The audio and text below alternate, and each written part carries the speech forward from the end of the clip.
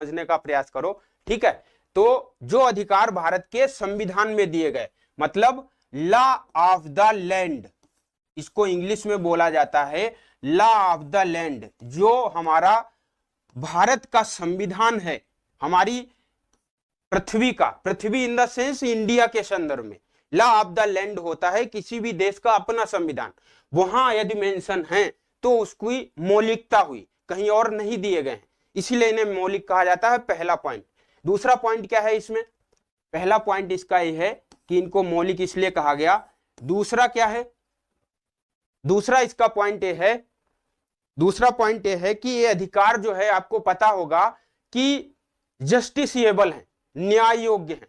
क्या है ये अधिकार, ये अधिकार, दूसरा मौलिक अधिकार, ये अधिकार,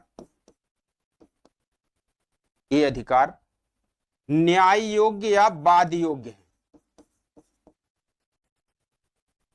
न्याय योग्य या वाद योग्य का मतलब क्या है, जस्टिसिएबल,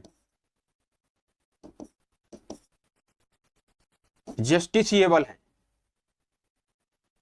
इसका मतलब क्या है, जस्टिसिएबल का मतलब है यदि आपके अधिकारों का कार्यपालिका विधायिका के द्वारा यदि उल्लंघन किया जाता है, कि आपकी अभिव्यक्ति की आजादी आपको मिली हुई है मौलिक अधिकारों में, यदि उसका उल्लंघन होता है तो आप क्या कर सकते हैं, आप डायरेक्ट सुप्रीम कोर्ट जा सकते हैं और कह सकते हैं कि भाई साहब इन अधिकारों की आपको सुरक्षा करने की संविधान के द्वारा ही गारंटी दी गई है।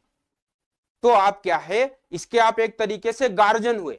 जैसे आपके कोई राइट वगैरह हैं, आपका छोटा भाई या बड़ा भाई आपको डांटता है, ठीक है, तो उस कंडीशन में आप क्या करते हो, आप शिकायत किससे करते हो, अपने पिताजी से करते हो या माताजी से करते हो या दादाजी से करते हो। तो ये क्या है कि वो आपके अधिकारों के संरक्षक हैं, आपकी रक्षा करते हैं ताकि दूसरा व्यक्ति आपके अधिकारों का उल्लंघन ना करे, ठीक है। तो ये है कि ये न्याय योग्य या वाद योग्य है, अर्थात हम सुप्रीम कोर्ट जाकर के अपने अधिकारों की रक्षा की डिमांड कर सकते हैं।